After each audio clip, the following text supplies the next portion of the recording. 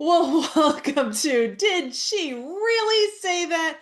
And Susie's on with us today because, there's one thing that we don't tap into as women is our own intuition. And I love the conversations we're going to have around the wise women, some of her stress reducing techniques that we're going to go over because you know me. I love, as we've been building out and using the Create Her Planner, as women, as collective, learning a new way of planning, a new way of living into our natural embodied cycle. Some of that looks at what is our bodies doing? How are we monitoring that? How are we really regulating that? And that's why one of the reasons I invited Susie here, not only because she ties into our concept and supports what we're doing around the Create Her Planner, but she also is going to give you another layer around this on really what you want to be looking at. How do you reduce that stress that we all deal with as women and really getting back into your body? So, who the heck is Susie? I'm so glad you asked. She's excited to be here with us. So, she is a certified professional coach, energy. Wait, she's a certified leadership. Boo. See, I'm screwing this up and having fun doing this. All right, so who is Susie again? We'll get back into this. Certified professional coach. She's an energy leadership index master practitioner. So let me say that again. She's an energy leadership index master practitioner. I think that's fantastic. We'll dive a little bit into that background with her. She's a certified facilitator of trauma informed body mind program and the creator of the Wise Woman, giving women the ability to rise, feel empowered, and to truly thrive as their most authentic and human self, right? She helps women interrupt the stress response cycle, reconnect with your bodies. And ladies, every time we talk about this on this podcast, did she really say that? We're talking about getting back into your bodies, reconnecting, getting out of your head, getting back in to remember who you are before the world really told us who we should have be.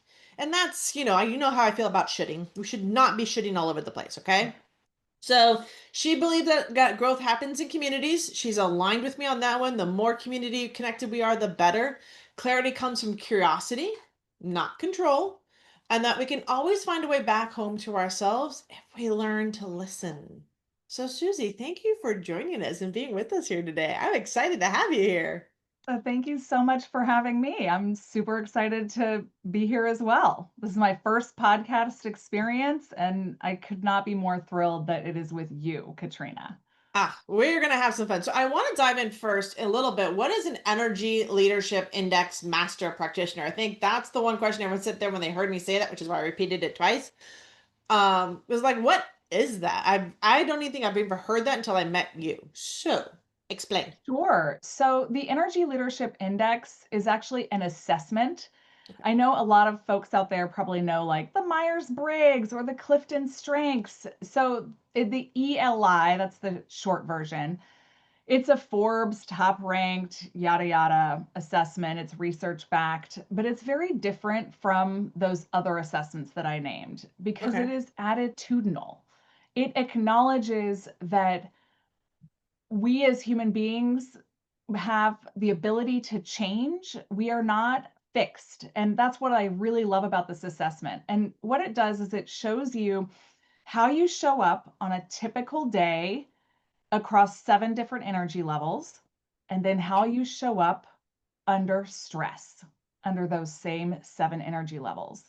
And it can be usually the way that I use the ELI is that I work with people, take the assessment, and then they get a one-on-one debrief with me Hmm. where we really dive into the results. And more women have used, which I find this fascinating, the exact same phrase of amazingly accurate to describe that debrief experience, which, goes really well on like a LinkedIn post. But Yes. it truly is eye-opening, and helps people think about stress in a different way and also possibility in a different way. Well, and I think it's interesting too, because as I've talked with women and I've met women that run companies, they don't necessarily like the title, the CEO, like Chief Executive Officer. I've heard everything from like Chief Emotional Officer, Chief Energy Officer. Like I've actually heard the was women were shifting that language, and a lot of women are really drawn to the energy element of leadership. And I think Mhm. that's really where I when I asked this question about what it is, and you said, it's about it's not a fixed. I think that's one of my biggest issues with so many assessments. It's like a fixed moment in time or a moment of when which you were born. Like some of these are like the human design, and I'm not bashing anything for those that are huge Vixie. I've had you on my podcast, but it's a fixed moment of when you entered into this space, but who you are as you evolve gives you that opportunity to really look beyond. It's like, well, who do I want to become? And I think that's the other element that we have in this conversation is who am I becoming? So that is really fascinating when you talk about like the energy, how your stress relates to that. And so this really, you're diving into stress regulation now with women, because I know that's a big piece of this. So talk to me about how you're kind of what you're noticing as you're working with women. What are some of the techniques that you're developing that help women kind of interrupt that stress cycle? Thank you so much for that question. So, I definitely rely on the Energy Leadership Index to kind of provide women with a baseline of here's how you're showing up, and also a framework for Mm, talking about it in a different way, right? Because sometimes I've learned through the work that I do with women is that when you just throw things at them and everything is wide open, it's overwhelming and it actually triggers that stress response. And so bringing some structure to a conversation creates a boundary, and yeah. boundaries for me are all about creating space for exploration. Um, I might have strayed away from your question a little bit, but No, is you're that perfect. You're perfectly on the question because it gives women the ability to look at, okay, what am I reacting to in this situation? What am I saying to myself? How is my body responding? I think that's one of the big things for me. I've come to recognize even in myself. This was my like interruption 4 years ago, 3, 4 years ago. It was like I got off a call with my mentor, my business partner, my coach, and I was like, what are we doing to go to the next level? What are we doing to scale? And everything that fell out of his mouth just sounded like exhausting. And at the same time, I know it was triggering some stress inside of me. But it all felt up here, and this down here felt numb. yes, yes, yes, totally. So why was that whole body experience numb? Like, tell me what was going on over So here. let's break down a little bit how stress keeps women small. Okay. Okay, so we're gonna look at it through the four key stress responses, Okay. which are freeze, fawn, fight, and flee.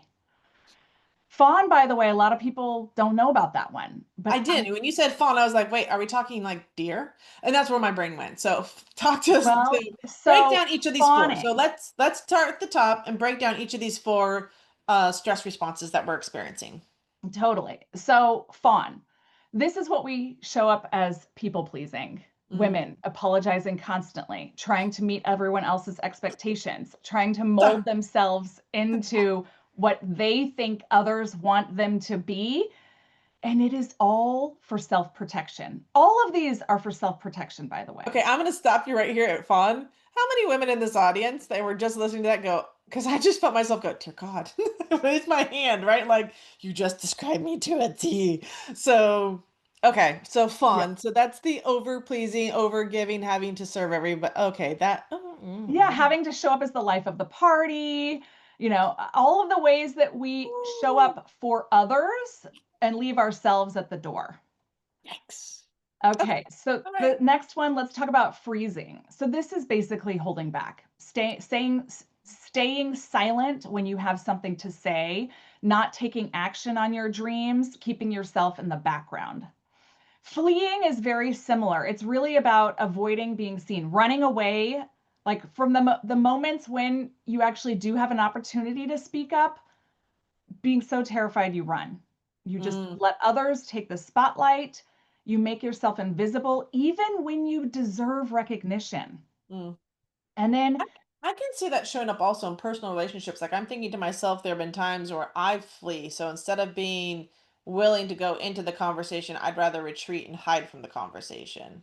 I mean, I'm yeah, just totally pointing on myself because that's my okay. So fleeing. So we got fawn, freeze, fleeing, and the last one is fight. Now, for women, I find this shows up often a little bit differently. Like mm, women in general, we are not socialized to get into actual confrontations. We tend to be conflict avoidant. But what I see with my clients is a constant state of vigilance. So, one of my coaches, I love her, the analogy that she uses. She said, picture a cat back arched, ready to pounce, on guard, no matter what. So, this is what we often do. This is our way of fighting. It's tensed up, always on guard, holding a protective stance just in case.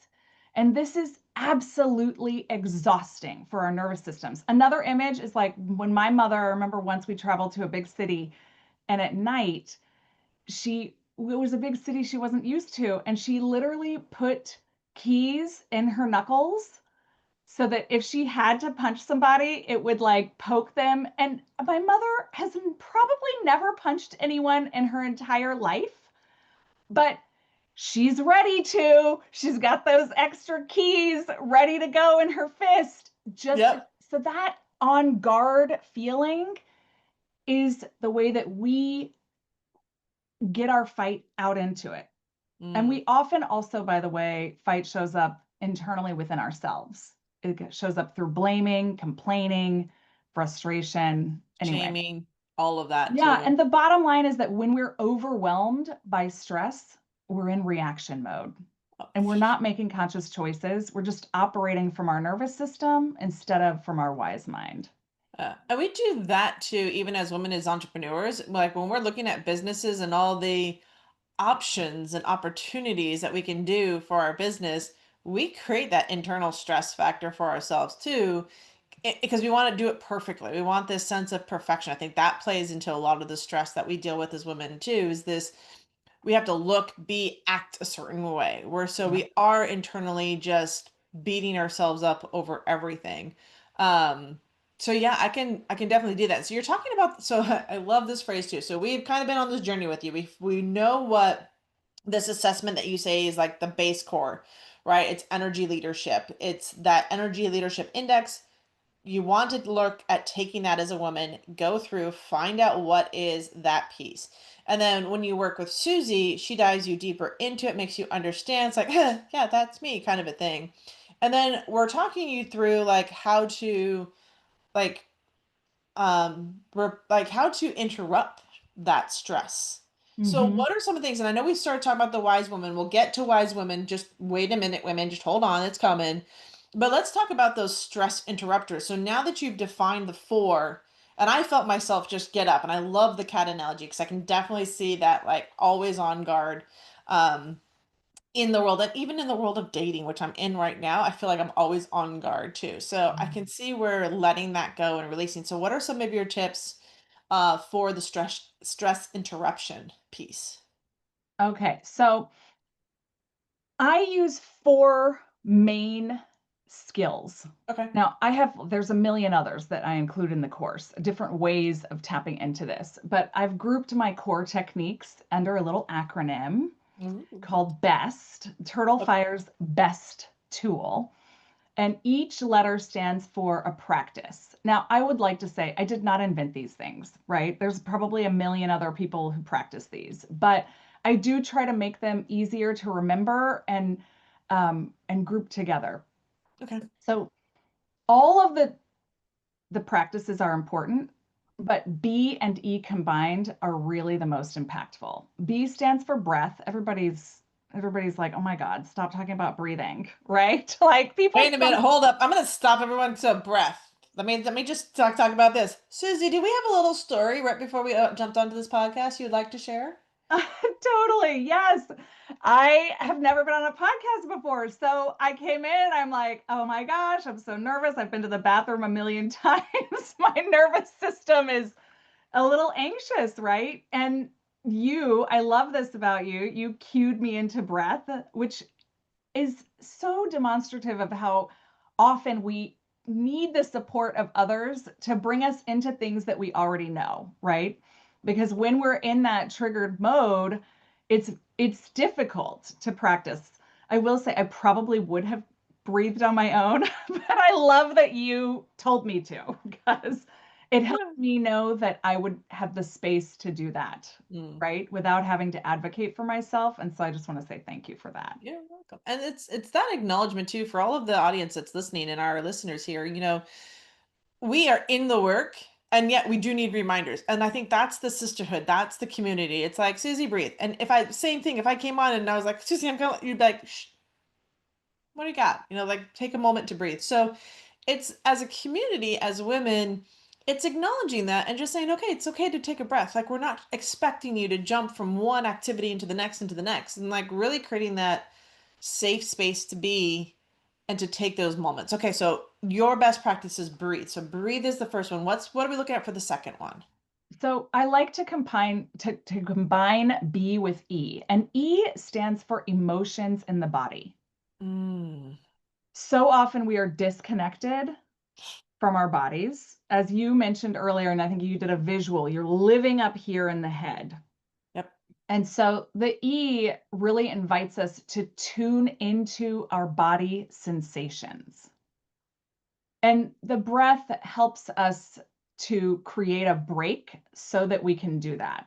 And our brain wants to avoid feeling anything in the body. It really is like, no, no, no, let's solve this problem. Let's get going. Let's take some action because often the sensations that come up in our body aren't very comfortable, right? They just don't Yes, always. often. Okay, yes. Yeah. So when we pause, breathe, and tune into our body's sensations, Mm, we are giving our body the opportunity to, we're giving our mind the opportunity to listen to our body, and we're giving our body the message that we care and that we are listening. Now, in the beginning, the body doesn't always talk. You might tune in and true. experience total numbness. You're just like, Truth. whatever, this stupid lady told me to tune in. I got nothing. And then our mind takes over and starts to judge ourselves and do all of those crazy things. This is stupid. What am I doing? Right. This feels awkward. I don't There's feel like something for wrong with me. myself. Yeah, something wrong with me. Right. Yes. But Yeah. the more that we just be with that numbness, the more the body starts to build trust and we build Mm, trust in our body. And the more that we start to notice our sensations. When we build that relationship with our body, and vice versa, our body building that relationship with us, then we're actually able to tap into our intuition, our inner wisdom more easily. I And we love that. learn also that our emotions and our body sensations are not going to kill us, they're not out to get us. You're basically teaching your body that it's safe to be in your body. Yes. And I think that really hit home for me just listening to you say that. It's like, how many times as a woman do you not feel safe in your own body? And when you don't tap in, when you don't listen, and like I said, even inside of the Create Her Planner, when we do the accountability, when we tap in, we actually ask you to get back in tune with your body because it's such a basic element of being a woman that we've suppressed and shut down because we've been told we don't feel safe. We've been criticized, so we don't feel safe in our body. So how do we have let somebody else help us or feel safe around them if we don't feel safe ourselves? That's really key.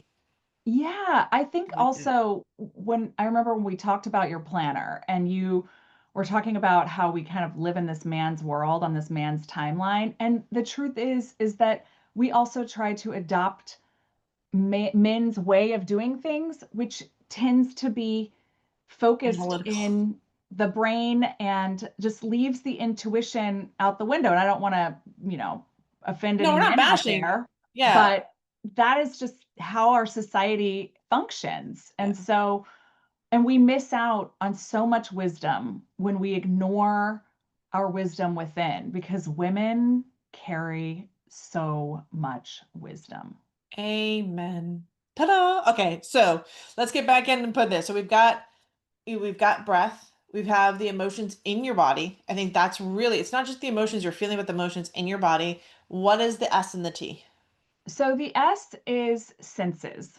Mm, Now, I would say this is really good also when you're having a hard time doing the E or mm, when you need more than just breath, right? Because the goal with everything is to pause and create space to tune in. But if you only just pause, then you are just inviting that freeze response to come in. So you can't pause alone. You have to pause and do something.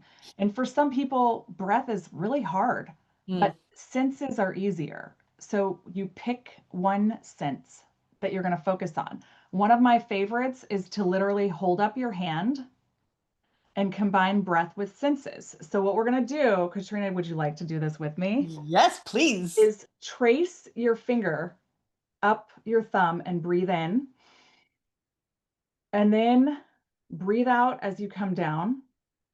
Now notice what it feels like, the touch. Breathe in as you go up the next finger. Breathe out as you come down. Breathe in and up, noticing what it feels like to actually touch your skin and experience that touch as you continue to breathe through the rest of the fingers.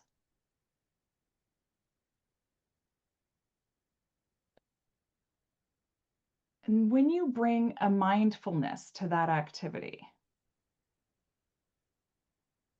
That's and you're cool. truly with it, you're in tune with your senses, you're connected physically to your body, Mm. you are also inviting calm through the breath.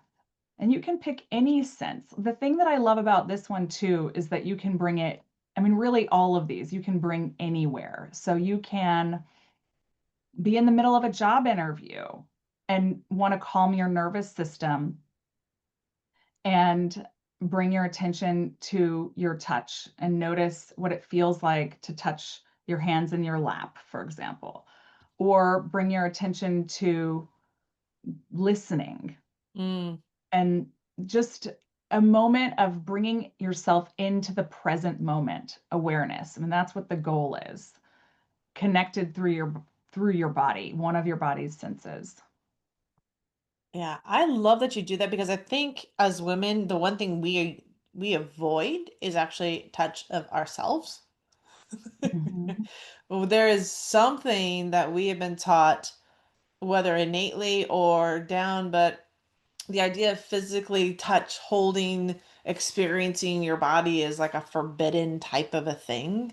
So it's really interesting as you do this, and I know you do this inside of the Wise Women cohort. Like this is your part of your 9 week transformation and really having women truly experience this shift and transformation around breaking the stress cycle, becoming more embodied literally in themselves and understanding that through your methodology. And there's one interesting thing that we chatted about.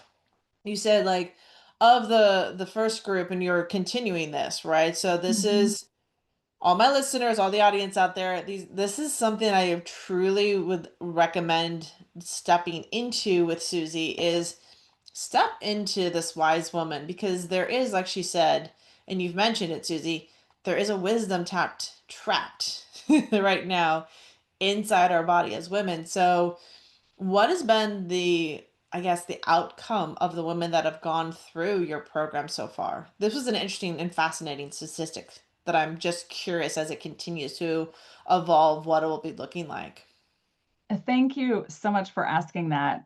So I do a pre and a post, right? Because I do the there is a part of me that recognizes that a lot of people care about data. So, and Well, over you have a little bit of 70 a background in data collection, so we're good. Like, we want this in here. So, yes. over 70% of the participants in the first round of Wise Women reported at the end that they had improved their ability to manage stress, Mm, and over 70% improved their connection to and their relationship with their bodies. I love that. And more than the majority reported that on a typical day, the percentage of that day that they felt alive and engaged increased over Mm, the course. And I really feel like that's kind of my dream, is that women feel alive and engaged and connected. And some experienced nearly 100% increases in daily vitality. I mean, I will mm. tell you, some of the women moved up by 300% their connection to their body. I It's can see that even in that little the exercise for those that were not watching and are listening, and we did the hand to breath exercise, and I do invite you to trace and do that work for yourself, even in that few minutes that it takes, right? Less than 30 seconds, maybe 90 seconds. Um, but there is a beauty in that when you're able to really combine those elements of what you're talking about, like the best, and inside of that emotional intelligence and just getting to back to the wiseness that's innately held in our bodies as women, right? And seeing that come through. So this has been, as for our audience, come play. Because I hear all the time there's a lot of talk around, oh, do breath work, do this. But what I love about what you're doing, Susie, is like you're combining the modalities. Mhm. And I think so many times, and I love our men out there, you know I do, but I think sometimes we segment everything because we're trying to prove one piece of the puzzle. But humans are complex beings. We're not one thing and one thing only. So I think when you start siloing all these modalities, but you're not letting them breathe and cross barriers and weave together, you're actually doing more harm than good. And so I like where you're like, no, let's blend this together. Let's bring these things in. Let's look at what stress response is specifically in women, right? How do we tap back into our intuition, create our safe space in our own bodies so that that radiates out? Because I will tell you this, women, when you start feeling safe in your own body, you will start increasing your attraction to the things you want and the desires you want in your life. But it does start with you. Would you agree, Susie? It starts with the women first. Totally. Okay. Yes, I completely agree. All right. So this is a podcast called Did She Really Say That? Right? And you've said some things already that had me go, need to know, right? Has there been a moment as you've coached women, as you're kind of going through this journey in your business where you've said something and the women looked at you and go like, holy crap, did she just really say that?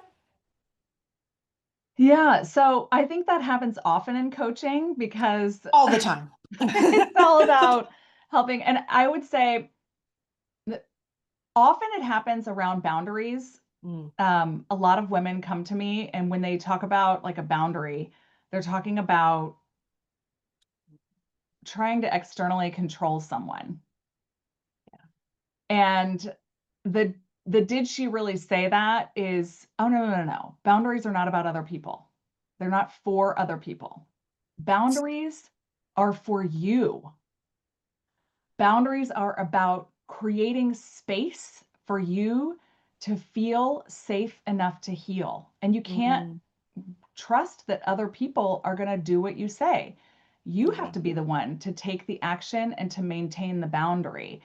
And when I've had these conversations with women, there is like a big aha that goes off in their heads. And then we dive deeper and I help them actually learn how to set and maintain boundaries. And it's Thank you. through that action of maintaining their boundaries that I get to witness their confidence bloom, their sense of power bloom. And it's so beautiful to witness. Yeah. I love that. So what's next for Susie and Wise Women? So what does this look like for you moving forward? So I actually am in the middle of a launch right now. I Okay. am opening up 2 Wise Women cohorts in January because everybody likes to do things in the new year. Yeah, we One do. of Yeah, one of them will be in person, which I'm so excited about. For any listeners that live in the greater Boston Mm, area, we will be meeting in Brookline for an in-person Wise Women. And love one of it. them will be online for anyone who does not live in the greater Boston area. Okay. So that's what I'm super excited about. And I also offer a coaching add on for people who want additional support and want to kind of continue the practice moving on. I Um, love that. So yeah. yeah, for everyone that's listening, the wise woman, like she said, at the we this she is opening this door. So I do invite you to come play with her. There is definitely we connected right off the bat. Definitely when we got into this, Susie's like, yeah, definitely need to do this. So the wise woman, there is a link down in the show notes. So wherever you're listening from, if you go down in the show notes, there's going to be a link down in there. click on that, head into her wise woman cohort. Like this is really, I love even the name for this because it shows an intimacy and a willingness. Is there a limit on how many women you're taking into each cohort? There is. So between 10 and 15 max. Ideally, I'd like to keep it a little bit lower, but No, if I get a good lot point. of response, we'll see. It's Well, and I really think one of the experimental. things that you might do is you might actually create another one. So kind of Right. like it be, or there might be a wait list. So for my audiences listening, you have a very narrow window to get into and be part of this, which is an intimate setting, safe for women, a place for you to really open up and understand and listen to and discover that wise woman inside of you. And this is it's 9 weeks, right? It So what is. else are you going to do in the next 9 weeks that potentially has the ability for you to really, as a woman that is an entrepreneur dealing with your family life, your health, your all of those aspects, what would it look like? And I ask you to really imagine what would 2026 look like and feel like for you if you could regulate your stress, be able to interrupt that pattern, to recenter who you are, to step into the world and the life that you truly desire, feeling safe in your own body. What would that look like for you? So if you're listening, my audience, and you know I love you, one of the things I always say is that we are here in collaboration and connection. If you heard something inside of this conversation and you thought of another woman, then I ask that you share this with them. So this may not be for you, but it might be for another woman you know, right? The whole thing is about connecting each other. So follow us, follow Susie, learn from her, and that's what we're building. We're building the network of women that you can source, reference, connect, because the world is becoming a much smaller place and relationships are key.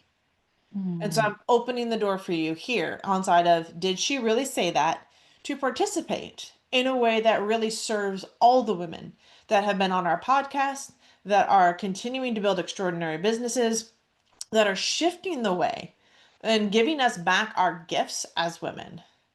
These are definitely the only one that can give us back our gift as a woman is another woman. And once you receive that, our calling is then to invite and pass that on to another woman. And that's the wisdom. That is the wise woman, is that you don't keep it for yourself. We're out here expressing it, experiencing it, and inviting other women to participate in it. So, any last words of wisdoms for our audience, Susie? This has been a lot of fun. Oh, I just want to say thank you so much. You had so much tremendous wisdom just now. I think you said it better than I could.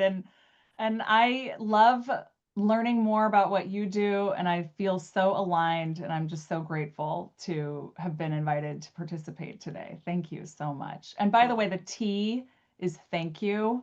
We didn't finish. The T is Oh my thank goodness, you. we did not. How dare I? The So, T is all about thanking your body mm, for that moment and marking it, because often when we have success, we don't mark it.